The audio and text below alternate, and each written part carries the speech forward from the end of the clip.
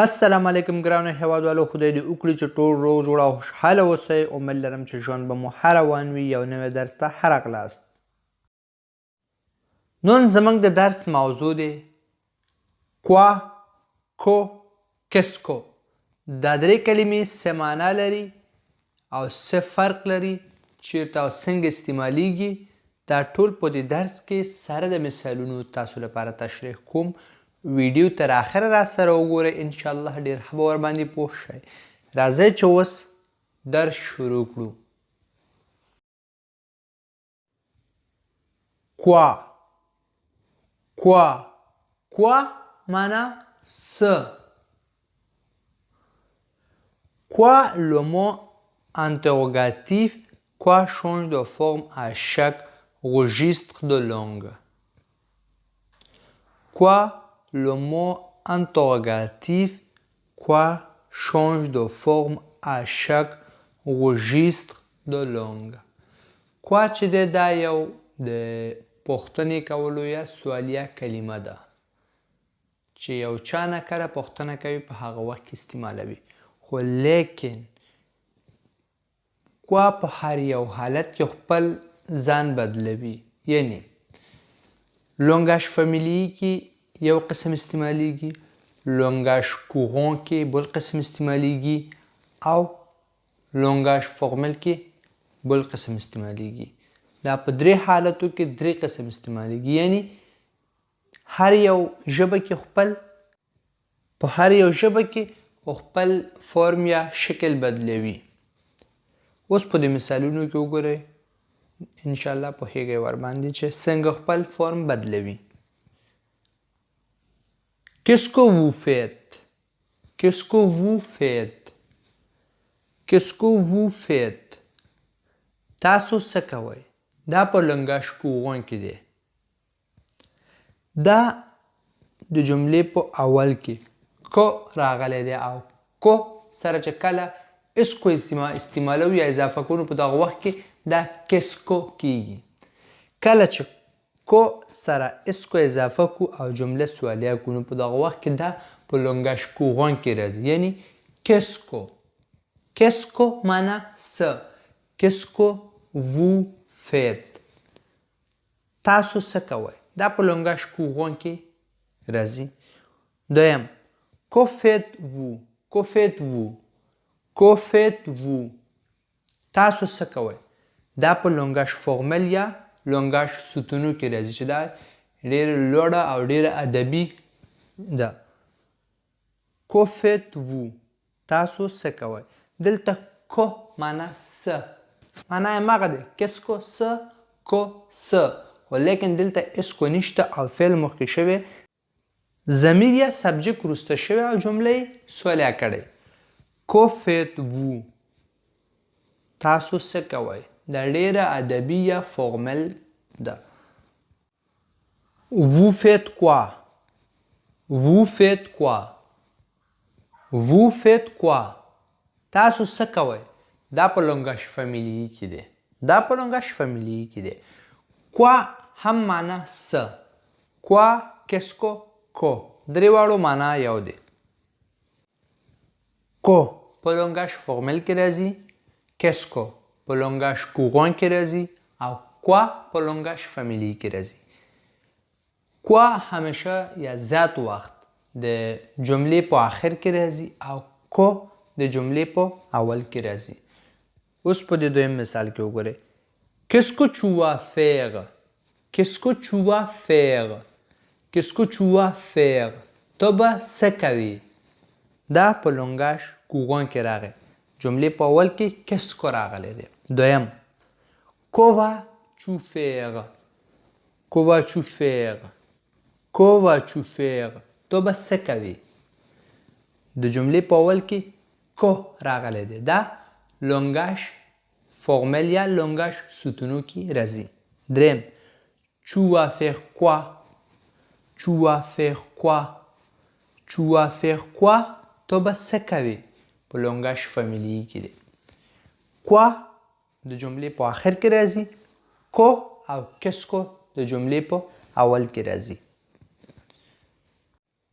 د درې واړو کلمو معنا یو دی خو فرق یې همدا و چې کوا د جملې په آخر کې راځي او لونګاژ فامیلی کې راځي کو د جملې په اول کې راځي په لونګاژ فورمل کې راځي او کسکو هم د جملې په اول کې راځي خو دا لونګاژ کوغون دی دریم مثال Qu'est-ce que tu veux comme cadeau d'anniversaire?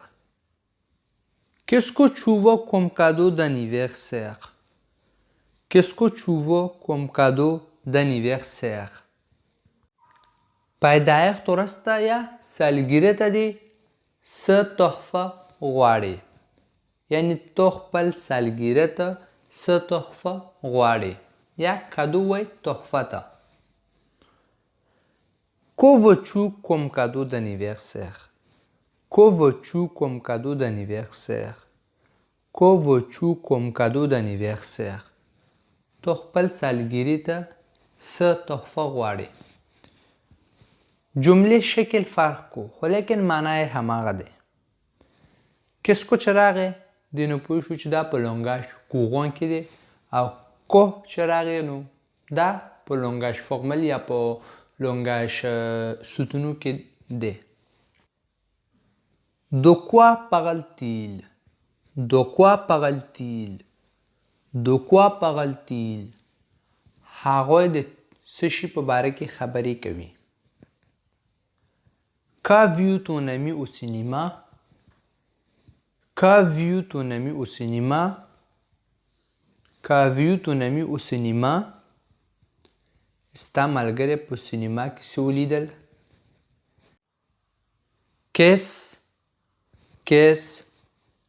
Qu'est-ce هغه څه دی Qu'est-ce هغه څه دی Qu'avez-vous vu?